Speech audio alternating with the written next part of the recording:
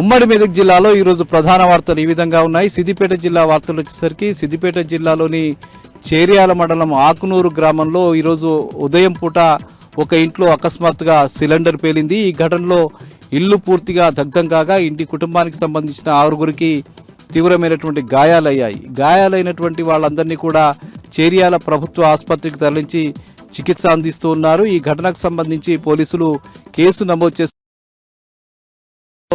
తరచూ సిలిండర్లు పేలడం అనేది ప్రజల్లో ఆందోళన కలిగిస్తూ ఉన్నది. దీనికి సంబంధించి ప్రత్యేకమైనటువంటి భద్రతా చర్యలు తీసుకోవాలని, సిలిండర్లకు సంబంధించి పేలకుండా ఎలాంటి చర్యలు తీసుకోవాలో ప్రత్యేకంగా తీసుకోవాల్సిన అవసరం ఉందని చెప్పి సంబంధిత అధికారులు దీన్ని పట్టించుకుని సిలిండర్లు పేలకుండా అవసరమైనటువంటి చర్యలు తీసుకోవాలని చెప్పి వినియోగదారులు, ప్రజలు డిమాండ్ చేస్తూ ఉన్నారు.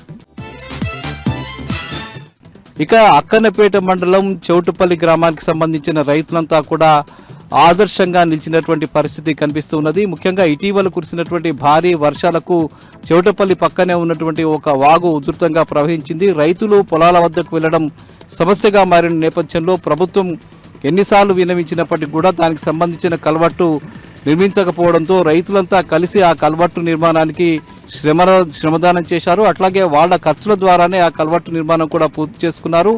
దానిపై వాగుపై వాటికి సంబంధించిన పైపులు వేసి వాళ్ళకు ఆ నీటిని వెళ్ళిపోయే విధంగా చర్యలు తీసుకుని దానిపై మట్టి వేసి కల్వర్టు ఏర్పాటు చేసి రైతులంతా కూడా తమ పొలాల్లోకి వెళ్లడం కోసం అవసరమైనటువంటి ఏర్పాట్లు చేసుకుని మిగతా రైతులకు ఆదర్శంగా నిలిచారు. ప్రభుత్వానికి కళ్ళు తెరిపించే పని కూడా వాళ్ళు చేసినట్టుగా అక్కడి ప్రజలు భావిస్తూ ఉన్నారు. ఇక సిద్దిపేట జిల్లాలోని ప్రసిద్ధ పుణ్యక్షేత్రమైనటువంటి కొమరవెల్లి మల్లికార్జున స్వామి దేవస్థానాన్ని ఈరోజు జిల్లా కలెక్టర్ హైమావతితో పాటు దేవాదాయ శాఖ అధికారులు సందర్శించారు. అక్కడ జరుగుతున్నటువంటి ఏర్పాట్లను కూడా పర్యవేక్షించడం జరిగింది. ఈ సందర్భంగా డిసెంబర్ నెల 14, 15 తేదీలో జరగబోతున్నటువంటి మల్లన్న కళ్యాణోత్సవానికి అవసరమైనటువంటి ఏర్పాట్లను ఆమె పర్యవేక్షించడం జరిగింది. ఈ కళ్యాణోత్సవానికి తెలంగాణ రాష్ట్రంలోని నలుమూల నుంచి పెద్ద ఎత్తున భక్తులు వచ్చే అవకాశం ఉన్న నేపథ్యంలో అక్కడ ఎలాంటి ఇబ్బందులు కలగకుండా అవసరమైనటువంటి ఏర్పాట్లు చేయాలని చెప్పి ఈ సందర్భంగా హైమావతి అక్కడ అధికారులకు సూచించడం జరిగింది. ఎలాంటి ఇబ్బందులు కలగకుండా, భక్తులకు ఎలాంటి కిక్కిరిసి సందర్భంగా ఏర్పడకుండా, అక్కడ ప్రజలు అవస్థల పాలు కాకుండా అవసరమైనటువంటి అన్ని ఏర్పాట్లు చేయాలని బారికేడింగ్ వ్యవస్థ కానీ, దేవాలయానికి సంబంధించిన కళ్యాణోత్సవాలకు సంబంధించిన సంప్రదాయబద్ధంగా నిర్వహించే విషయాల్లో కానీ ఎక్కడా లోపాలు జరగకుండా చూడాలని చెప్పి ఈ సందర్భంగా దేవాదాయ శాఖ అధికారులకు, సిబ్బందికి హైమావతి సూచించారు.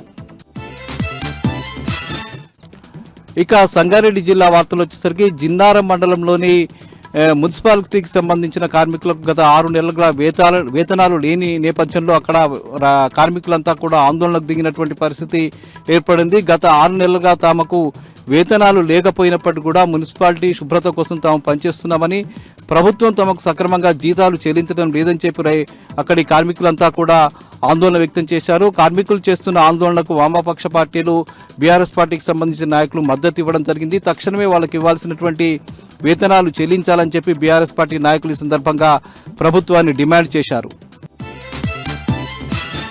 ఇక ఆందోళన నియోజకవర్గంలోని టేక్మాల్ పోలీస్ స్టేషన్పై ఈరోజు ఏసీబీ అధికారులు రైడ్ చేశారు. ముఖ్యంగా ఆ పోలీస్ స్టేషన్కి సంబంధించిన ఎస్ఐ రాజేష్ ఒక వ్యక్తి వద్ద నుంచి సుమారు 50,000 రూపాయల లంచం తీసుకుంటూ ఆయన రెడ్ హ్యాండెడ్గా పట్టుబడడం జరిగింది. ఈ సందర్భంగా అక్కడికి అకస్మాత్తుగా వెళ్ళినటువంటి ఏసీబీ అధికారులను చూసి